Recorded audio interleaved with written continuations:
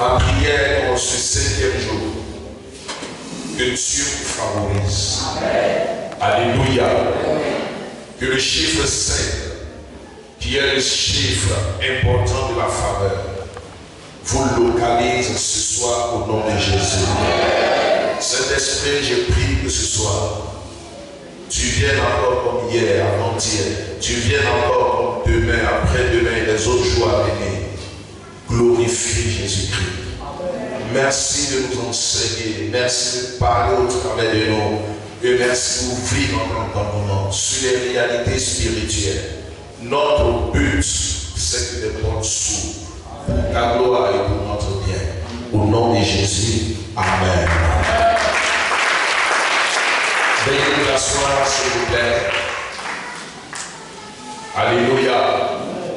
Demain, nous allons étudier quelque chose de très important. Amen.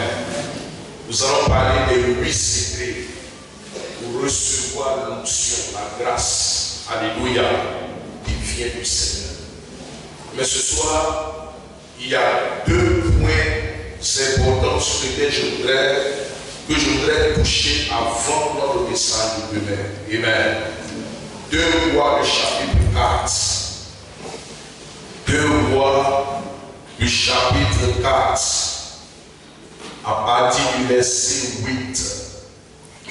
2 Rois, le chapitre 4, à partir du verset 8. Je lis la parole du Seigneur. Un jour, Élisée passait à Sunem. Il y avait là une femme de distinction qui le pressa d'accepter à manger. Et toutes les fois qu'il passait, il se rendait chez elle pour manger. Elle dit à son mari, « Voici, je sais que cet homme qui passe toujours chez nous est un saint homme de Dieu. Faisons une petite chambre haute avec des murs. Et mettons-y pour lui un lit, une table, un siège et un chandelier, afin qu'il s'y retire quand il viendra chez nous. » Élisée, étant revenu à Sunem, se retira dans la chambre haute et y coucha. Il dit à Géhazi, son serviteur, « Appelle cette Sunamite. » Géhazi l'appela et elle se présenta devant lui. Et Élisée dit à Géhazi, dis-lui, voici tu nous as montré tous ces empressements. Que peut-on faire pour toi? Faut-il parler pour toi au roi ou au chef de l'armée? Elle répondit, j'habite au milieu de mon peuple. Et il dit, que faire pour elle? Géhazi répondit, excusez-moi. Géhazi répondit, mais elle n'a point de fils, et son mari est vieux. Et il dit, appelle-la. Géhazi l'appela, et elle se présenta à la porte. Élisée lui dit, à cette même époque, l'année prochaine, tu embrasseras un fils. Et elle dit, non, mon Seigneur, homme de Dieu, ne trompe pas ta servante. Cette femme devint enceinte et elle enfanta un fils à la même époque, l'année suivante, comme Élisée lui avait dit. Amen. Amen. Amen.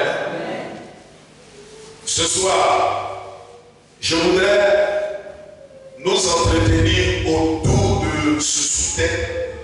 Saisis ta bénédiction. Lève la main toi et répète après moi. C'est ma saison pour saisir ma bénédiction. Amen. Alléluia. Ce texte nous parle d'une femme. Une femme qui est appelée une femme de distinction. Une femme qui est appelée une femme vertueuse. Une femme qui était une femme extraordinaire. Alléluia. Une femme qui, avant de rencontrer l'homme de Dieu, avait un sérieux problème. Un problème de stérilité. Et la Bible mentionne, elle n'avait pas d'enfant, gloire à Dieu. Et la Bible déclare qu'il y a eu des actions que cette femme a posées et le ciel s'est ouvert sur sa tête. Gloire à Jésus. Amen.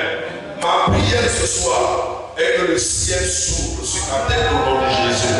Que Dieu t'accorde les désirs de ton cœur. Dis Amen. Alléluia. Notons déjà une chose, frères et sœurs. C'est que dans le livre de 2 Rois, le chapitre 2, le même Élisée, après être sorti des eaux du Jourdain, 2 Rois 2, verset 23 à 27, la Bible monta là le bétail à Béthel, et comme il cheminait à la montée, des petits garçons sortis de la ville et se moquaient de lui. Il lui dit, monte chauve, monte chauve. Il se retourna pour les regarder et il les maudit au nom de l'Éternel. Alors 2 ours sortis de la forêt et déchiraient 42 de ses enfants. Et de là, il alla sur la montagne du Carmel où il retourna à Samarie. Amen. Quand il est sorti de son expérience du Jourdain, après que son maître Élie le Tishbite a été enlevé de façon extraordinaire par Dieu. Je précise que Élie n'a pas connu la mort. Alléluia. Il a été enlevé comme Enoch dans l'Ancien Testament. Gloire à Dieu. Et quand ils sont arrivés au Jourdain, après l'étape de Béthel, après l'étape de Gilgal, après l'étape de Jéricho, Élie devait monter et il a demandé à Élisée s'il était concentré, s'il était disposé. Ce qu'il avait demandé en ce qui concerne la double part de l'onction, il allait le recevoir. Alléluia. Et Élisée a vu son maître monter sur le colonne de chars, de feu de chars qui sont venus l'enlever. Il a déclaré que son manteau est tombé sur Élisée. Gloire à Dieu. Étant dans le Jourdain, il a frappé les eaux avec le manteau de son père spirituel Élie. Et il a dit, si le Dieu d'Élie est avec moi, que les eaux s'ouvrent et les eaux se sont fendues. Et il est sorti. Quand il est sorti, frères et sœurs, avec la double part de l'onction qui était sur son maître Élie, frères et sœurs, la Bible dit, il a fait une rencontre. C'était la rencontre des enfants. Les enfants l'ont vu parce qu'il était un homme chauve. Ils ont commencé à se moquer de lui. Et pour tester l'onction qui était sur lui, la Bible déclare qu'il a ordonné que Dieu intervienne. Et 2 ours sont sortis de je ne sais où et ont déchiré, tué 42 de ses enfants. Gloire à Dieu. Alléluia. Loin de Dieu. L'homme loin du Seigneur a démontré aux moqueurs qu'on ne joue pas avec un homme de Dieu qui est loin. Alléluia.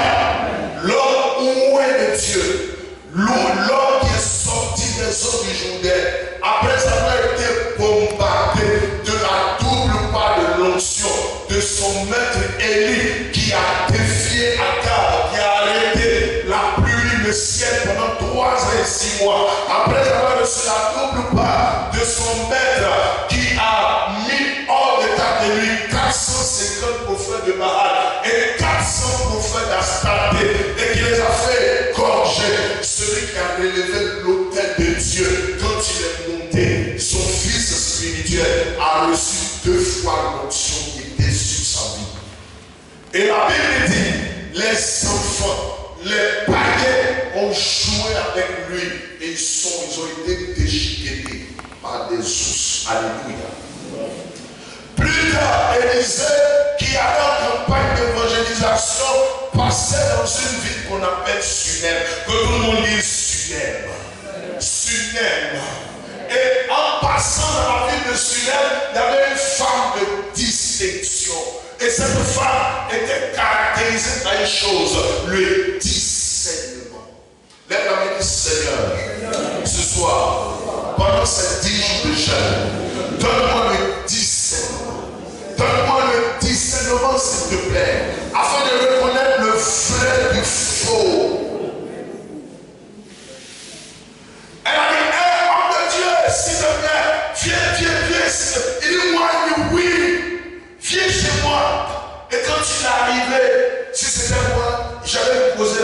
maison, toi aussi tu ne te moques pas de moi, comme les autres se sont moqués de moi. Et c'était certainement que la femme a dit, non. Moi je reconnais l'onction qui est sur ta vie. Alléluia. Mes amis, quand vous êtes dans la maison du Seigneur, ne vous comportez pas comme les enfants, dites Amen, qui se moquent des moins de Dieu et qui sont déchiquetés dans la présence de Dieu. Ces personnes ne sont pas éduquées. Et quand tu n'es pas éduqué, tu ne peux pas connaître la quintessence de l'onction qui est sur une personne. Mes amis, l'onction est une chose dangereuse. Et il faut la respecter. Alléluia. La femme n'a pas voulu faire comme les enfants qui se sont moqués d'Élisée à cause de sa calvitie et du manteau qu'il portait. Je précise, frères et sœurs, que son père spirituel, Élie, était le prophète le plus sauvage de la Bible. Cet homme s'habillait en peau de mouton et il ne mangeait que des sauterelles et puis qu'il ne buvait que du miel. C'était sa nourriture favorite. Si aujourd'hui quelqu'un vient s'habiller en vêtements de mouton, est-ce qu'on pourra rester à ses côtés? Non! Et Élie était un homme qui ne coupait pas ses cheveux. Élie, son père spirituel, n'avait pas une bonne prestance. Si c'était aujourd'hui, on va dire là, c'est un carreau. Celui-là, il pense que quoi? Ça, c'est un chrétien rural. Mais ce qui était en lui était fort. Gloire à Jésus. La femme de Dieu m'a dit, s'il te plaît, viens t'asseoir chez moi. Quand il est venu, il s'est assis. La Bible dit, elle lui a donné à manger. Que tout le monde dise, elle lui a donné à manger. Elle l'a reçu. Alléluia. Avant de lui donner à manger, cette femme qui était une femme de distinction, qui avait le discernement, lui a offert son hospitalité.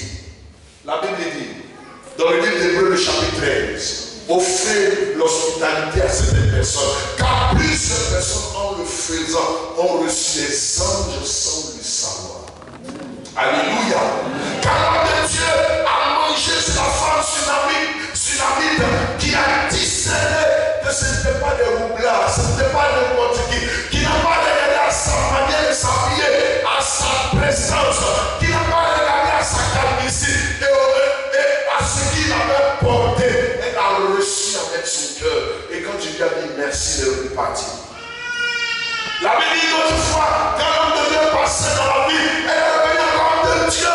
Tu ne vas pas quand même me dire que tu vas partir, tu vas sortir ici sans passer chez moi. Elle a dit à l'homme de Dieu, toutes les fois que tu passeras dans cette ville, sache une chose, il faut venir ici chez moi. Alléluia. Quand il venait, elle lui donnait à manger, il mangeait, il remerciait la femme. Et puis le repartait. La femme, en recevant l'homme de Dieu, avait lui aussi un autre discernement. Elle s'était rendue compte que cet homme de Dieu était un homme de Dieu à part. Alléluia. Et elle a appelé son ami et lui a dit, cet homme de Dieu qui vient chez nous est un saint homme de Dieu. Elle a dit, oh Seigneur, éternel, donne de recevoir aussi dans notre maison des saints hommes de Dieu.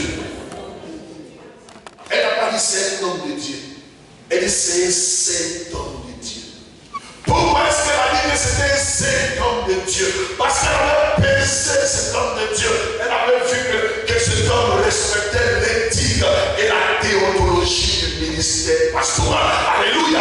Est-ce qu'elle a dit qu'en plus de venir manger, de venir habiter chez elle, cet homme de Dieu n'était pas un marmailleur. Ce n'était pas un homme de Dieu qui entrait dans sa maison pour profiter d'elle, ou bien plutôt des paroles de connaissance bizarres. Je précise une chose aux frères et sœurs. Le prophète Élisée était un prophète révélateur de mystères cachés. Elle venait dans la maison.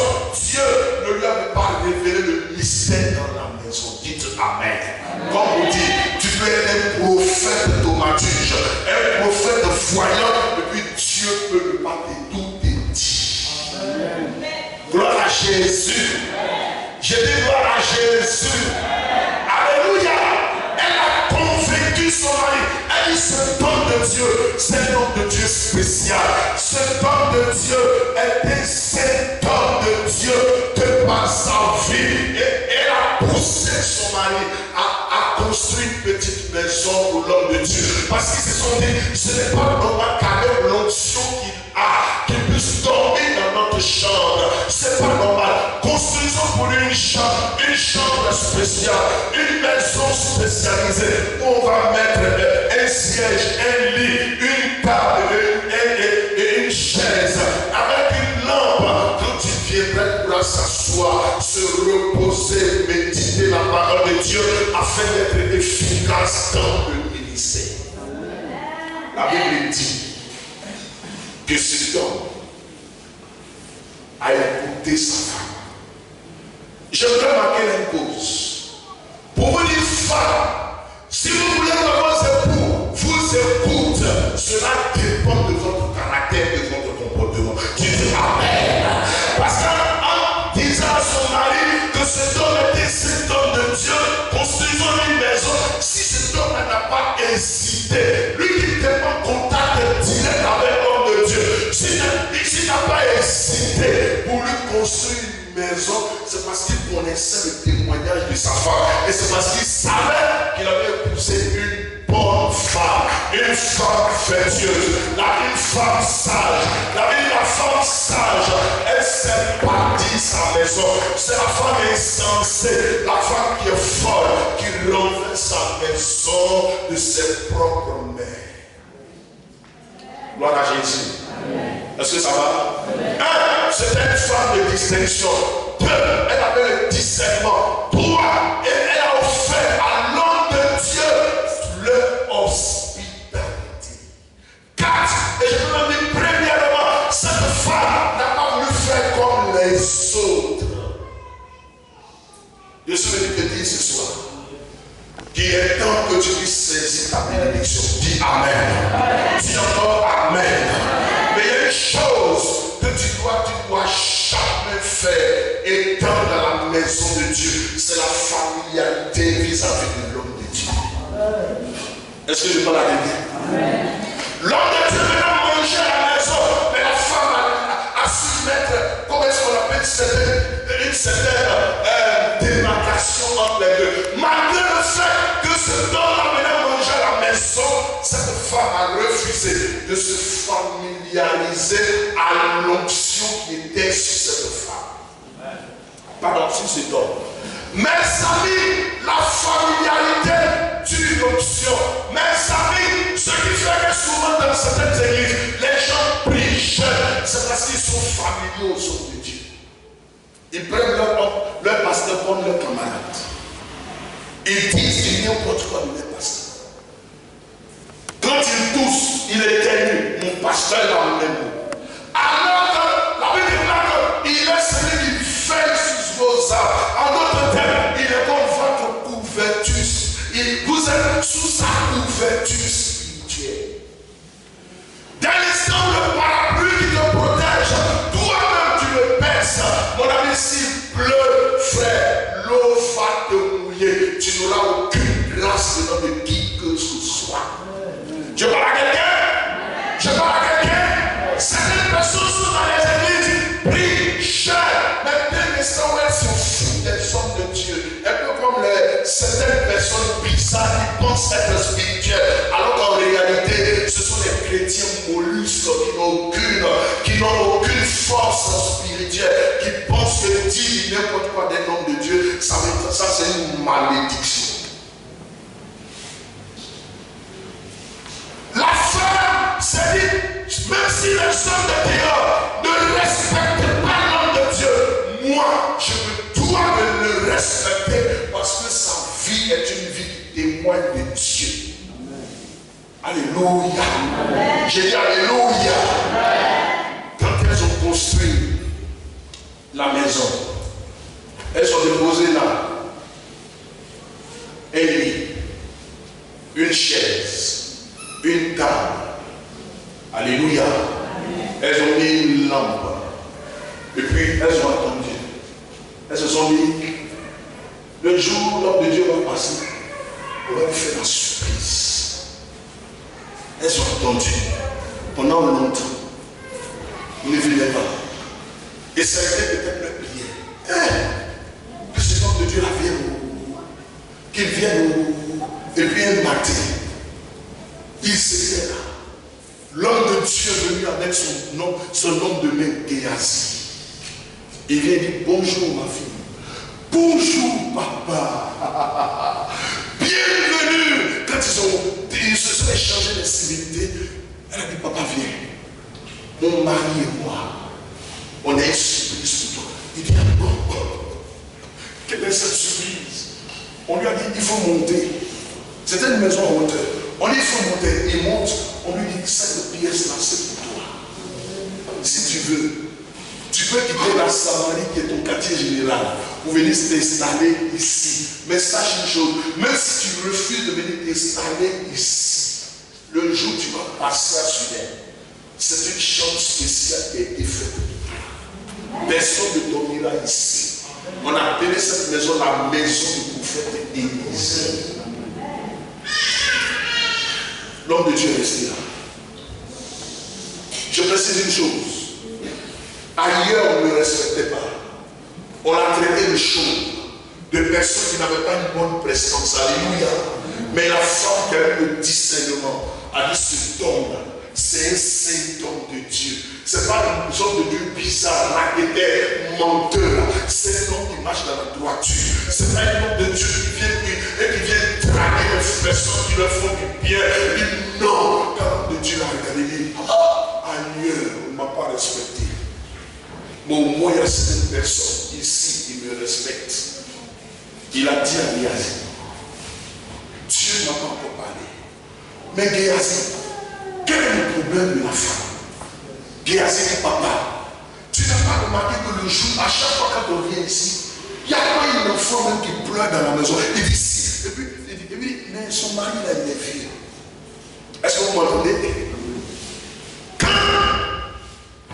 Géasi précise que son mari est vieux, ça veut dire beaucoup de choses. Premièrement, peut-être qu'il était vieux en âge, ou de deuxièmement, peut-être que cet homme avait un problème de fécondité. Gloire à Dieu. Et Élisée appelle la femme. Il dit à la femme de venir. La femme vient. Il dit, ma fille, ton mari et toi, vous avez pu trouver de l'empressement pour moi. Il dit, oui, papa, c'est ce qu'on peut faire pour toi. Mais qu'est-ce que je peux faire pour vous? Regardez, je précise une chose. La femme n'avait jamais reçu de bénédiction dans la vie de cet homme. Alléluia. Il n'avait jamais déclaré une parole qui s'est accomplie. Elle a simplement cru à son ministère. Alléluia. Et l'homme de Dieu va lui dire, l'année prochaine, d'abord il lui a posé la question. Qu'est-ce que tu veux que je fasse pour toi?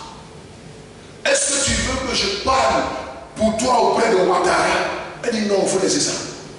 Cette histoire de Ouattara, moi, je suis dans le peuple là. Ou bien tu veux que je parle pour toi auprès du chef d'état-major pour dire quoi? Si tu as des biens et qu'il y a des brigands qui veulent confisquer tes biens, ils peuvent se venir une armée pour pouvoir te délivrer. Elle dit non, laisse ça. Et puis lui dit d'accord. Je viens d'apprendre que tu n'as pas d'enfant. Et puis ton mari est vieux. L'année prochaine, à cette même époque, 16 juillet 2025, il dit tu vas avoir un enfant.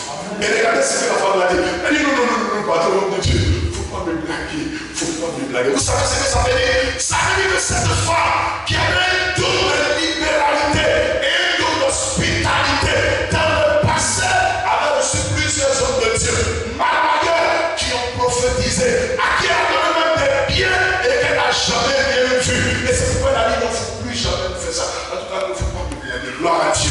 Il lui a dit tu vas voir cela et puis tu vas voir l'accomplissement de la chose. Ce soir, je déclare au nom de Jésus-Christ que l'année prochaine, à cette même époque, tu vas témoigner pour la gloire de Dieu. Ta situation sera décantée. La main de l'Éternel sera ouverte sur ta vie. Si quelqu'un est présent qui dit Amen. Une année qui a suivi, le 16 juillet 2025, un peu comme aujourd'hui, la femme est allée à la maternité et elle a eu son premier bébé. Acclamons le Seigneur.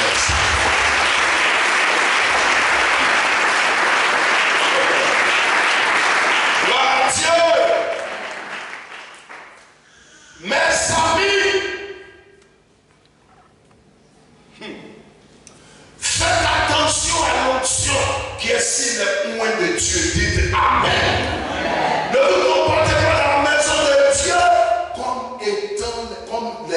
enfants qui ont voulu humilier l'homme de Dieu. La Bible dit, ils ont été dévorés par quoi? Par des ours qui sont sortis de la forêt et qui les ont mangés. Et puis les ours ont mangé 42 enfants. Gloire à Jésus-Christ. J'ai dit gloire à Jésus-Christ. La femme a voulu être une femme différente. Quand elle attendait les choses, elle dit ça c'est votre vie. Moi, Élisée, c'est un homme de Dieu. Et c'est cet homme de Dieu. Elle dit, et homme de Dieu vient. Elle a eu quoi? Le 10. Peuple de Dieu, ne jugez pas les gens parce qu'ils ne portent pas de costume. Dites Amen. Ne jugez pas les gens parce qu'ils sont trop gentils, ils sont trop autant. Dites Amen. Jugez les gens en fonction de l'onction qui est sur la tête de cette personne. Si c'est d'abord dit Amen. Dans mon ministère, j'ai vu des personnes que Dieu a pris de rien et qu'il a béni de façon sauvage. Pourquoi? Parce que c'était des personnes qui respectaient l'onction qui était sur la vie. Alléluia. Et dans mon ministère, j'ai vu aussi des personnes qui se jouaient les dangereux, être abattus par Dieu parce qu'ils ne respectaient pas l'autorité des hommes de Dieu. Si tu veux que Dieu te bénisse ce soir, apprends à être éduqué. Est-ce que tu m'entends? À ne pas passer ton temps à méditer sur les hommes de Dieu. Apprends à être éduqué. À te dire une chose. Je suis sous sa couverture spirituelle. Alléluia. Et la grâce que Dieu a déversée sur lui, certainement que cette grâce-là se déversera sur ma vie. Si et seulement si je me comporte comme la femme de distinction. Évitez la familiarité. Dites Amen. Évitez la familiarité. L'homme de Dieu peut venir lire avec vous, mais vous soyez vraiment respectueux.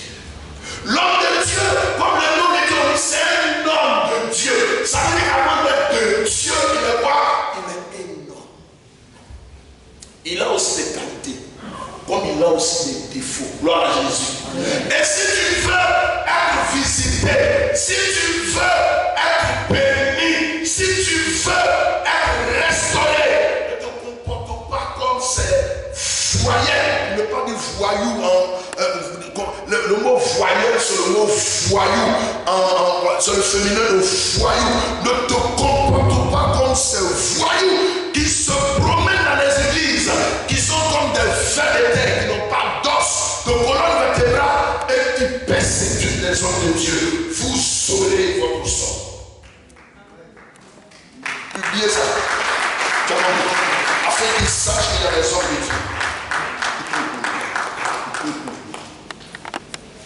Alléluia. Mes amis, voici un peu le tableau. Les grâces sont là.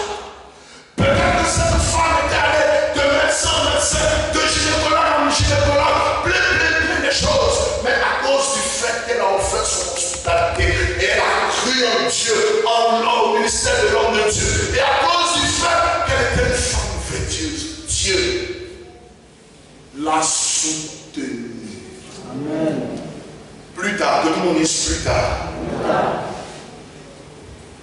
L'enfant mourut. L'enfant pour lequel Élisée avait prophétisé. Il a commencé à grandir. Et m'a dit, ma tête, et puis il est mort. Élisée était en Samarie. Vous voyez comment les hommes de Dieu sont spéciaux. Si c'était les hommes de Dieu bizarres, il avait fait l'église chez elle. C'est vrai ça. Parce qu'il y a le père et il y a le frère. C'est vrai ça. Oui, il a dit ma fille, on fait une cellule ici, une cellule. Parce que ce sont des hommes riches. Il était dans son village en Samarie. Et puis la mort a frappé l'enfant. La femme a scellé son âme. Elle a mis l'enfant. Et puis elle a mis l'enfant sur le lit. Et puis elle allait rejoindre l'homme de Dieu dans son village. Acclamons du Seigneur. C'est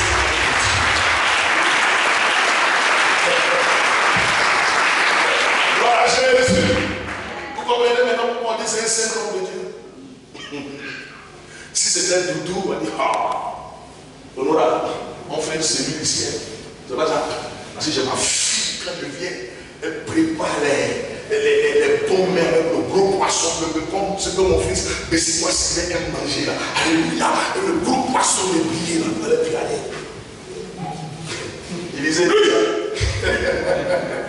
Il disait que ça, c'est une chambre de massage.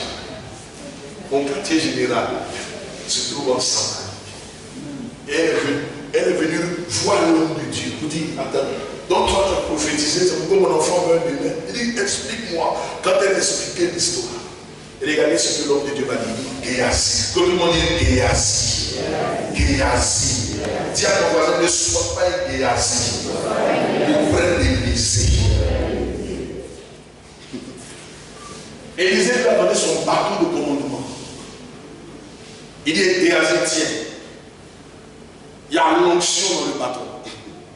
Je t'envoie à Sunem. Suis cette femme. Va prier pour la résurrection de l'enfant. Il a dit, non papa, il n'y a pas de souci. Moi je parle en langue.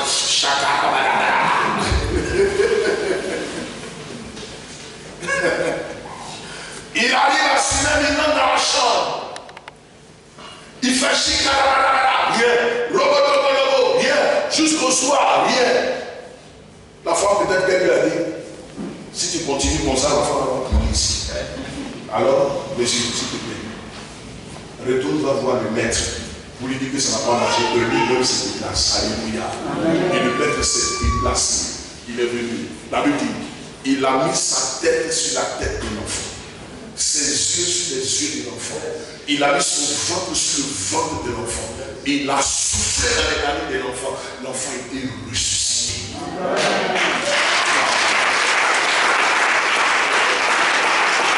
Alléluia. Pourquoi est-ce que Géasi qui a reçu l'onction, le bâton de commandement, n'a pas pu prier pour que l'enfant soit ressuscité? N'a-t-il pas été envoyé? N'était-il pas sous une sous le mandat d'Élisée? Est-ce que la parole d'Élisée n'avait pas d'autorité sur sa vie? Si. C'est parce que Géasi avait de mauvaises intentions. Géasi à côté d'Élisée, pratiquement, il avait un ministère de familiarité. Au lieu de considérer l'onction qui était sur son père spirituel, que faisait Géasi? Géasi le voyait comme un concurrent. Ton pasteur ne doit jamais être ton concurrent. Dis amen. Et plus tard, les œuvres de Géasi ont été manifestes. Qu'est-ce qu'il a fait? Lorsque Naaman est venu pour sa guérison, il est revenu après la guérison avec des caisses d'argent, des caisses d'or. Élisée lui a dit non, je ne prends pas. Et puis quelques temps plus tard, Géasi a couru pour lui dire, mon père spirituel qui avait refusé, il a reçu des étrangers, il lui prend la caisse. L'homme de Dieu, son père spirituel, lui a dit, la lèpre qui était sur Géasi, qu'il a laissé dans l'eau, tu vas recevoir cette lèpre-là maintenant. Et il est devenu beaucoup plus fou. Alléluia. La familiarité tue. C'est la familiarité qui a mené Myriam, la sœur de Moïse, dans Nombre chapitre 12, a devenu aussi lépreuse. Quand Jésus est entré dans son village, la Bible dit que les malades étaient couchés là. Je précise que Jésus, dans son quartier général de Capharnaüm, avait ressuscité la mort. Les soirs l'ont entendu et il est venu. D'autres personnes le célébraient. Et il y en a qui ont dit, attends, qui est le Messie pour lequel on nous a réunis? On dit, le voici le Messie. On dit, qui? Le fils de Marie, c'est pas l'enfant de Joseph. Et puis les vieilles femmes m'ont dit, ma soeur, le tableau sur lequel je suis assis, c'est Yoshua qui a fabriqué ça. Comme le menuisier de charpentier, c'est lui qui est devenu le sauveur de l'humanité à sa journée. La Bible dit, ça frustré Jésus. Et il a laissé tous les malades là coucher. Il n'a même pas pu guérir une seule personne. Mais quand il est rentré dans la contrée voisine, dans le village voisin, tous les malades se sont levés et ont commencé à rendre gloire à Jésus-Christ. La familiarité tue. tu es familier à l'onction d'un homme de Dieu, tu ne peux rien recevoir de lui. Dis Amen. Amen. Donc mes amis, ça c'était le premier point. Je suis venu vous dire que les grâces sont là. Mais à nous, s'il vous plaît, de savoir les saisir. C'est pourquoi dans mon introduction, dans mon thème, j'ai dit saisissez vos bénédictions. Lève la main droite. Oh Éternel, apprends-moi s'il te plaît à saisir désormais mes bénédictions. Amen. Ça va? Le deuxième secret que je suis venu te donner ce soir, ce sont les actions de grâce. Que tout le monde dise les actions de grâce. Les actions de grâce. Mes amis, l'apôtre Paul dit abonder en actions de grâce. Dans Colossiens 3, le verset 2. Alléluia. C'est quoi une action de grâce? Et tous les dimanches, quand on s'est réunis, on dit nous, c'est un culte de louange et d'action de grâce. Quelqu'un ne s'est jamais posé la question de savoir pourquoi est-ce qu'on parle d'action de grâce? Une action de grâce, c'est un remerciement. Amen. Alléluia. Deuxièmement, quand on parle d'action de grâce, c'est une action de reconnaissance. Que tout le monde dise action de reconnaissance. Mon frère Robert, si tu donnes 500 francs à ta fille, tu as une fille de 7 ans, elle va en 5 ans ou en 4 ans. C'est bien. Un matin, tu es content, tu dis, à quoi elle s'appelle? C'est dit, je dis, voilà 500 francs. Et puis elle prend. Et puis elle te regarde. Si elle ne te dit pas merci, qu'est-ce que tu vas faire? Maintenant, si elle refuse de merci, tu fais quoi? Est-ce que tu seras content? N'est-ce pas? La prochaine fois, parmi tous tes enfants, à qui tu vas donner d'abord encore les 500 francs? À ces 10 chiens? À d'autres personnes avant elle, n'est-ce pas? Vous savez, nous les hommes, quand on pose des actions, on a envie qu'on nous remercie. C'est pas ça? À plus forte raison, Dieu. Les chrétiens d'aujourd'hui ne voient pas le ciel s'ouvrir sur les têtes, ne voient pas les portes s'ouvrir dans leur vie parce qu'ils sont très amnésiques. C'est des personnes qui sont oublieuses. Un jour, on a posé la question à Billy Graham. Je vous conseille de lire son livre Autobiographie de Billy Graham. C'est lui-même qui a écrit sa biographie. On lui a dit quel était l'élément le plus marquant de tes 60 ans de ministère. Il dit, c'est un jour j'étais allé saluer mon ami Ronald Reagan, ancien président des États-Unis. Parce que j'avais appris qu'il était malade, il souffrait de la maladie d'Alzheimer. Vous savez la maladie d'Alzheimer, vous savez c'est quoi? Et tu es là comme ça, tu oublies tout quand bonjour. On dit, lui là, c'est qui dit. Même ta femme, tu ne peux pas la reconnaître. Tes enfants, tu ne peux pas la reconnaître. Il est arrivé l'homme le plus puissant des États-Unis, Ronald Reagan, l'ancien probable qui a tourné les grands westerns de l'époque, président républicain des États-Unis, celui-là qui a calmé en son temps l'élu la puissance de l'URSS, était malade. Il arrive, il dit bonjour président. Il était en train de manger là. Il dit bonjour. La seule personne qui le reconnaissait, c'était son infirmier. Il lui faisait à manger et qui lui prodiguait des soins. La seule personne, même sa femme et ses enfants, il ne les reconnaissait plus. Billy Graham, le pasteur, dit, ça a marqué de savoir que celui qui était son prière ami, son confident, n'arrivait plus à le reconnaître. Aujourd'hui, nous les chrétiens, nous sommes comme des chrétiens, des personnes qui souffrent de la maladie d'Alzheimer. Quand Dieu nous a bénis, quand Dieu nous a sauvés, quand Dieu nous a restaurés, quand Dieu nous a gardés, quand Dieu nous a élevés, quand Dieu nous a accordé le succès, au lieu de la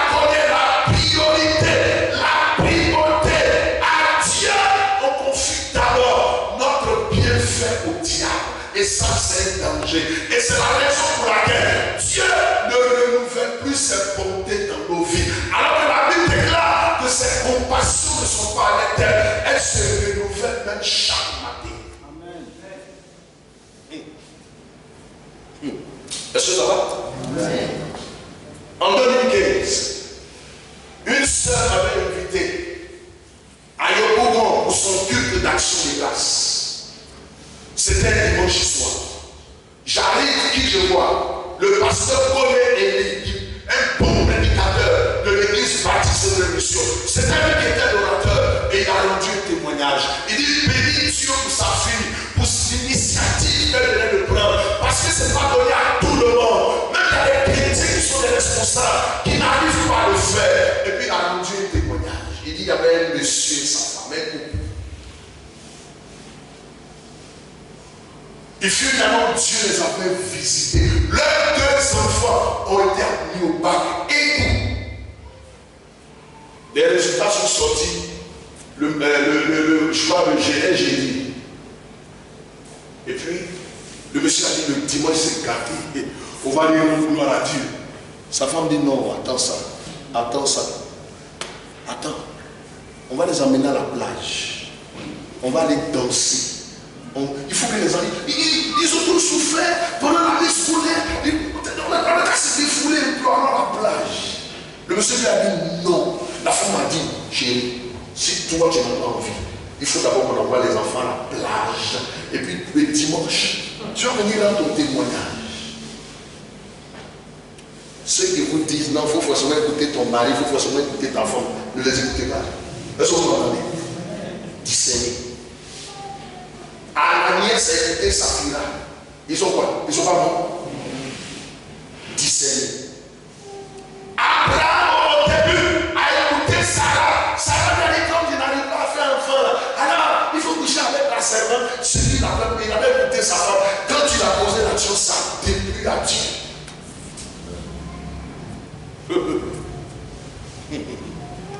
Est-ce que ça va? Lisez la Bible. Ne soyez pas comme les gens, les raisonneurs. Discernez tout ce qu'on vous dit avant de vous jeter dans les bénignes des hommes. Dis Amen. Amen. Il dit le sang. La femme dit attends. Le monsieur dit hey, chérie, Dieu d'abord dit laisse ça. Nous tous on va à l'église, on d'accord. Et le monsieur a suivi sa femme. Le samedi, ils sont partis à la plage à Bassin.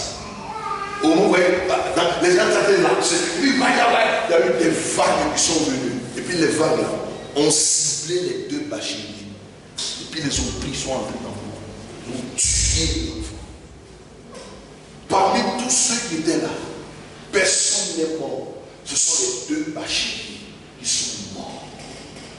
Le couple qui était là, passant en joie, est revenu à la maison en larmes. Et je précise que c'était les deux enfants seulement que Dieu leur avait donnés. Gloire à Jésus. Ils sont arrivés samedi à 23h. Parce qu'ils voulaient attendre qu'on retrouve le corps. On ne retrouve pas le corps le même jour. C'est à partir du troisième jour. Quand la bille se casse, c'est là où l'homme qui est noyé peut flotter sur l'eau. Et puis la mer peut le jeter. Ils arrivent à 23h. Ils ont pleuré toute la nuit. Aucun membre de l'église n'était au savait qu'il y avait un tel événement. Dimanche, leurs amis les attendent pour les témoignages. On ne les voit pas. On arrive à la maison, ils sont tous en larmes. Qu'est-ce qui n'a pas marché? Nos enfants sont dans la mer. Est-ce que je parle à quelqu'un? Je parle à quelqu'un? Frère, quand Dieu te bénit, quand Dieu t'ouvre les portes, quand Dieu te délivre, quand Dieu te sauve, sois intelligent, remets ton cerveau en état. Alléluia.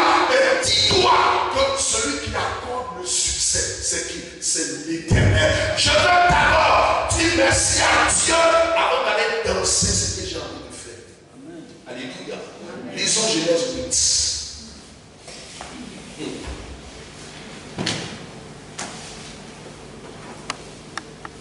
Genèse, le chapitre 8. À partir du verset 15. Alors Dieu parla à Noé en disant, sors de l'arche, toi et ta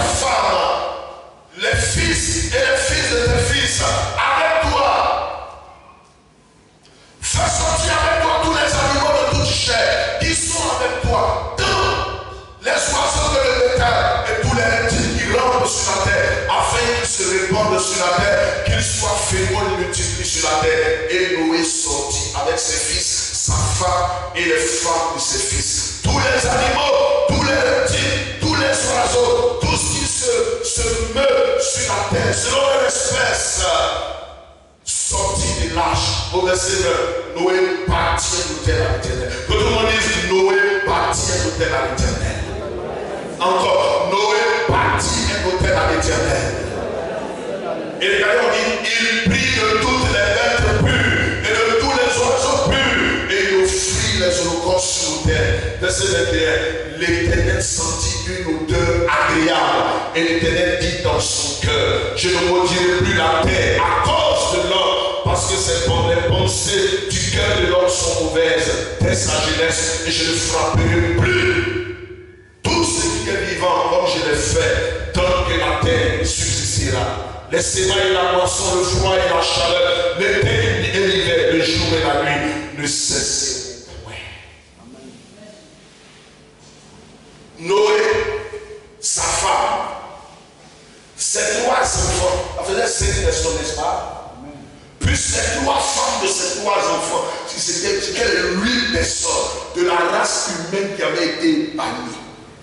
Épargné pourquoi? Parce que pendant 40 jours, tu as fait descendre de la terre et du ciel des eaux qui ont inondé toute la surface de la terre. Et tous les animaux, les reptiles, tout était mort à part les poissons. Alléluia, parce qu'ils étaient dans le milieu. Et 370 jours plus tard, quand la terre s'est asséchée, Dieu va donner un ordre à Noé. Il dit, Noé, toutes les bêtes qui sont dans ton bateau là, il faut tous les faire sortir. Noé, est-ce que tu m'entends? Il dit, j'ai compris, Seigneur. Il dit, est-ce que tu entends ce que j'ai dit? Il fait les sortir, ne touche à aucun animal. Noé dit, d'accord, j'ai compris. Noé, est-ce que tu as dit, Seigneur, la leçon le coup a été assimilé? Noé, tu as vu que j'ai frappé les autres? Il dit, oui, Seigneur, j'ai écouté ce que tu m'as dit. Quand Noé, quand Dieu est monté, vous savez ce qui s'est passé? La Bible dit Noé est rentré dans son bateau. Et puis il allait prendre les bêtes pures. Je précise que c'était des bêtes en couple. La souris avec sa chérie. Le chat avec sa souris. Avec sa chérie. Alléluia. L'éléphant avec sa chérie. Ils étaient 2 à 2. Les escargots.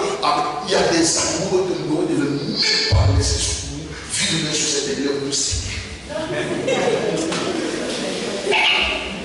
Il est moustique.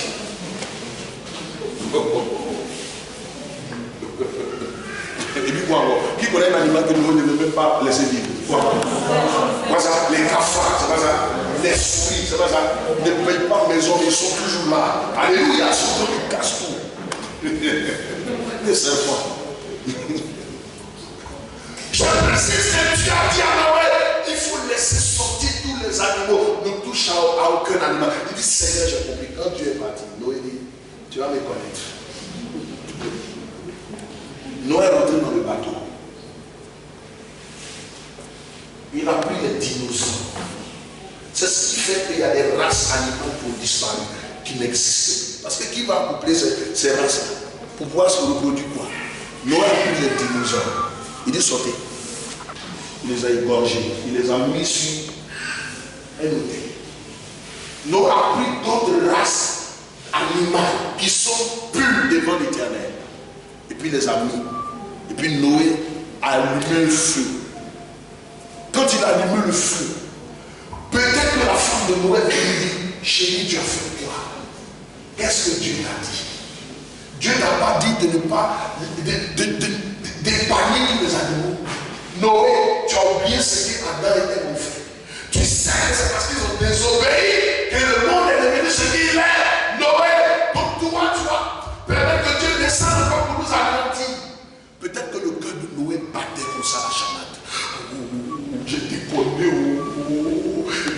L'autel, le feu de brûler les animaux. J'ai déconné. Peut-être que Dieu va descendre et puis va me maudire comme Adam et Ève ont été maudits.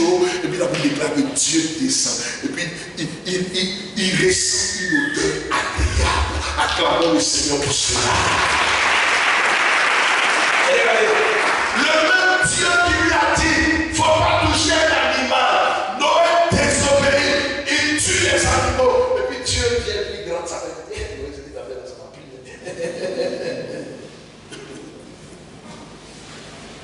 Si j'étais là, j'allais poser la question sur le Seigneur. Il n'a pas dit de ne pas tuer.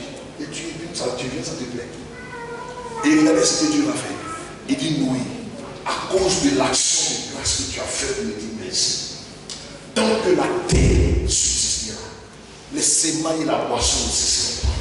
Noé, tant que la terre existera, je ne veux plus jamais détruire cette terre-là de par une déluge. Noé, regardez, Dieu a tissé alliance avec Noé. À cause de quoi?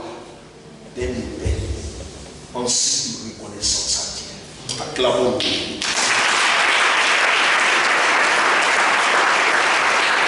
Tu es des moments bavards, c'est pas ça. Deuxième manière de voir Dieu devenir encore par là. Ça nous sommes dans Genèse, le chapitre 45. Il dit, le verset 26, il dit, Joseph vit encore. Et même, c'est lui qui pouvait tout le pays. Le chapitre 46. Israël partit avec tout ce qui lui appartenait. Il arriva à Beersheba et il offrit des sacrifices au Dieu de son père Isaac. Dieu parla. Quand on dit Dieu parla encore dans une vision pour la année. Est-ce que ça va?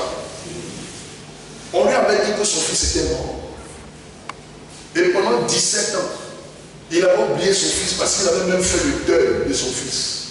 Un matin, il voit les chars de l'Égypte avec les symboles, les signes, les symboles de l'Égypte sur les chars. Il dit à quoi? La Bible déclare que son esprit se ranima. Il dit, décide. Mes enfants, je vous envoie l'Égypte, il y a quoi? Pharaon envoie les gens pour nous tuer, il dit non, pas tais-toi. Joseph vit encore. Joseph. C'est pas vous-même qui êtes venu me voir me dire que Joseph est mort. Je vais dire à quelqu'un ce jour, les gens qui t'ont tué spirituellement, c'est les mêmes personnes qui doivent annoncer des bonnes nouvelles sur ta vie. Gloire à Jésus. On a dit Joseph est devenu le premier ministre en Égypte. Alors il veut que tu viennes. Le vieillard a commencé à courir. Du lieu où il était, il arrive à Beersheba. Il dit, ils sont en train de faire des choses qui ne sont pas bonnes. Il faut que j'offre des sacrifices d'action de grâce à Dieu. Il faut que je dise encore merci à Dieu parce qu'il a gardé mon fils et il a fait de lui un premier ministre. Je précise une chose, il n'était pas encore arrivé en Égypte. Alléluia. Jacob, tu n'as pas encore vu ton fils et puis tu dois dire merci à Dieu. Quand il a fait le sacrifice d'action de grâce à Beersheba, la Bible déclare qu'il a dormi. Dieu s'est révélé encore à lui. Mes frères, quand tu sais dire merci à Dieu, Dieu parle sur la situation. Quand tu sais dire merci à Dieu, en toute occasion, Dieu parle sur la situation. Dis Amen. Le merci, ce n'est pas forcément l'argent. Est-ce que vous m'entendez? Mais au travers des actes ou des actions que tu poses, Dieu peut être content et augmenter encore plus cette bénédiction. Ce soir, je suis venu te dire une chose. Ressemble à la forme du sunnème. Dis Amen. Deuxièmement, apprends à faire des sacrifices d'action de grâce pour que l'Éternel chaque jour puisse parler sur ta vie pour que ta situation change. Que le Seigneur te bénisse. Amen. Nous allons prier. 3 sujets de prière. Amen. 3 sujets de prière. Nous sommes au 5e jour, n'est-ce pas? C'est bon? Nous sommes au 5e jour. Le premier sujet de prière, tu vas d'abord dire merci au Seigneur. Alléluia. Pour ce message que tu as entendu. Le message sur la bénédiction de la femme de Sunem, qui consiste à avoir le discernement, à être reconnaissant, et puis à avoir un ministère de la libéralité et de voir quoi bénissons le Seigneur. Disons merci à Dieu. Priez afin que le Seigneur t'aide pendant ce 5e jour à ressembler à cette femme, à ressembler à cette femme, à ne pas être comme les autres, à ressembler à cette femme. Élève là-bas et prie mon frère. Prions le Seigneur, prions.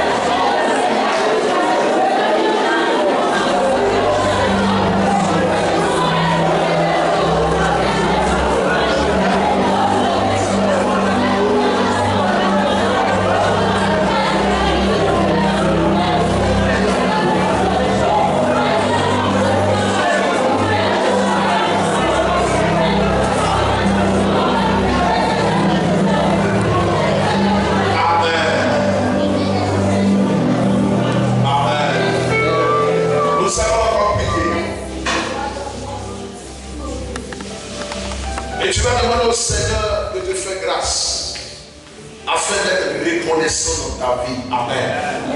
La reconnaissance doit s'étendre dans tous les domaines.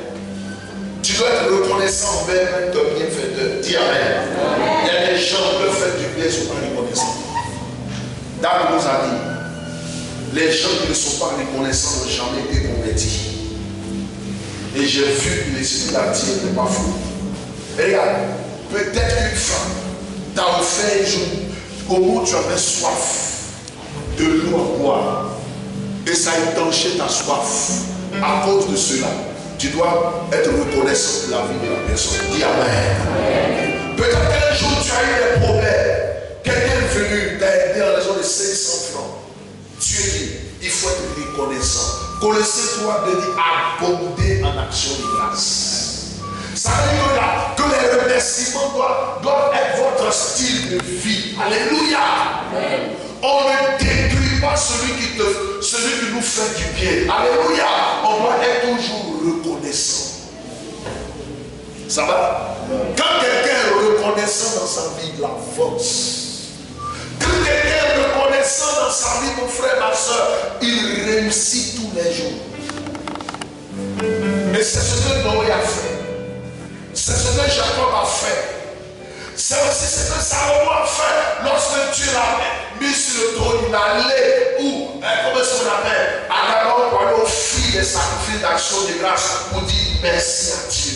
Et aujourd'hui même, quel est le signe d'action de grâce qu'un enfant de Dieu devait avoir?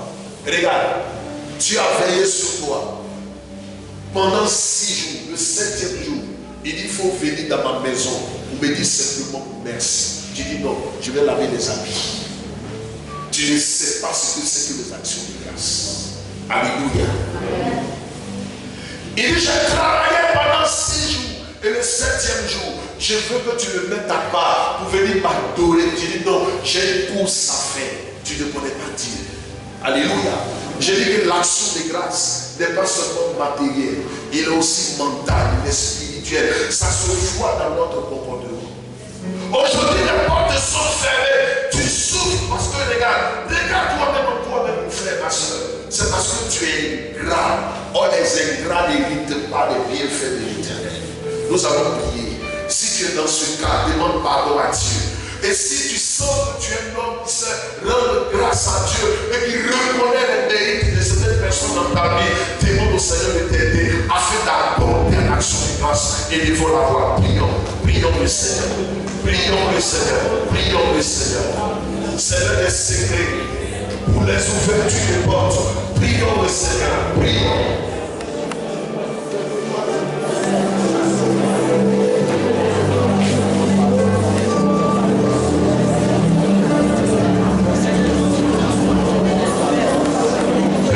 Seigneur, prions.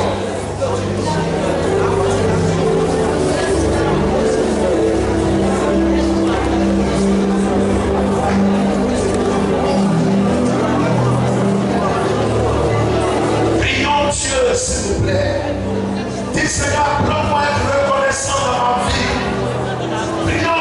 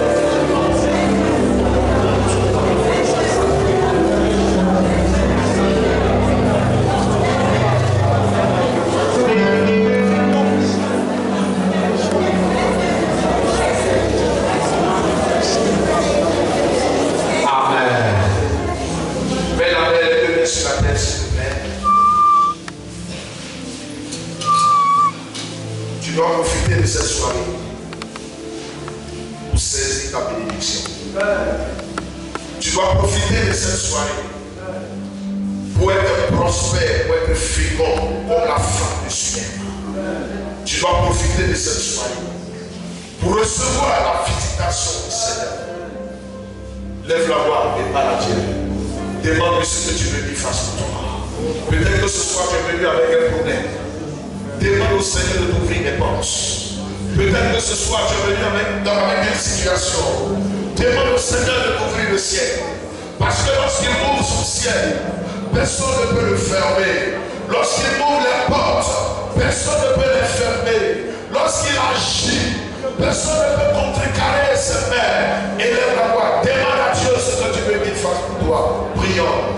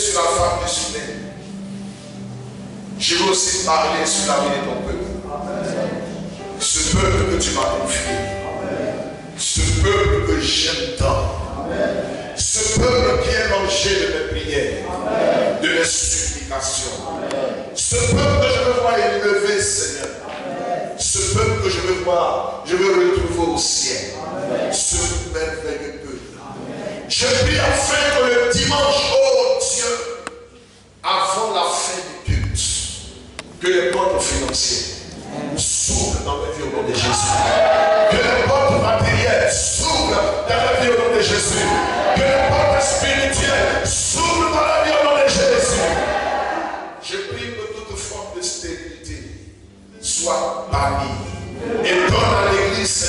dans une période de fertilité, de fécondité, de productivité, de production. En sortant d'ici, Seigneur, que les chaînes se cassent au nom de Jésus-Christ et permet que les véritables rencontres qui changent les destinées soient les partages au nom de Jésus-Christ.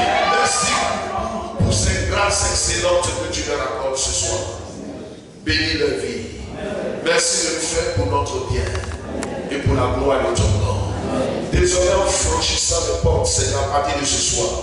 De la même manière dont ils ont franchi les portes, que les cieux s'ouvrent pour eux ainsi. Que les portes s'ouvrent pour eux ainsi.